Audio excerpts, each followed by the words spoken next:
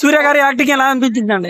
Acting చెప్పేదే ఉంది, అలా అనిపించింది. Next level. Seven sense is always Telugu people have accepted in long. Dual role చేశారు కదా, దాని గురించి అండి. డ్యూయల్ కాదండి, it's past and present. So past and present. And కొత్త సూర్య ఎంతైతే మోడర్న్ గా ప్లేస్ తీసుకొని ఆ టిచిక్ టిచిక్ డాన్స్ వేసాడో, పాత సూర్య అలాగే ఒక ఆదిమానవుడిలాగా ఒక ప్రాపర్ కింగ్ ఎలా ఉంటాడు, 1,00,000 మందినైనా చంపేసే ఆ బాడీ లాంగ్వేజ్ కానీ, స్ట్రెంత్ కానీ, బిహేవియర్ కానీ చెప్పాడు. టికెట్ వసూలు అవ్వలేదు అని పెద్ద పెద్ద సినిమాలు చూసిన ప్రతిసారి ఆడియన్స్ ఏడుస్తారు, అరే 250 రూపాయలు పెట్టి టికెట్ కొన్నాం, మనకి ఓన్లీ 150 రూపాయల సినిమానే చూసారు, మళ్ళీ టికెట్ కొనాలి అన్న ఫీల్ ఉండదు.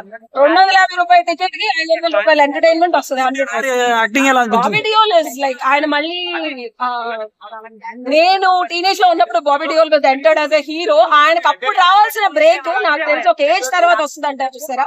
ఆయనలో యాక్టింగ్ స్కిల్స్ వాళ్ళ నాన్నగారికి ఎలా అయితే బ్రేక్ వచ్చిందో అన్నదమ్ములో, ఈయనకి మళ్ళీ స్టార్ట్ అవుతుంది.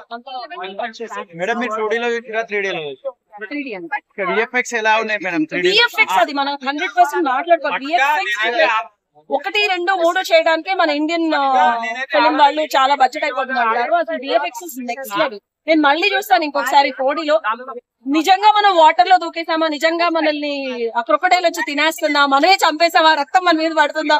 So every scene was like so beautiful. We lived in the movie. మూవీలో మనం సినిమా చూడటం కాదు, సినిమా లోపలికి మనం వెళ్ళిపోయి మనం కూడా వాళ్ళతో పాటు ఇది మునిగి కత్తులు కటార్ల మధ్యలో యాక్టింగ్ ఎలా అనిపించింది అండి?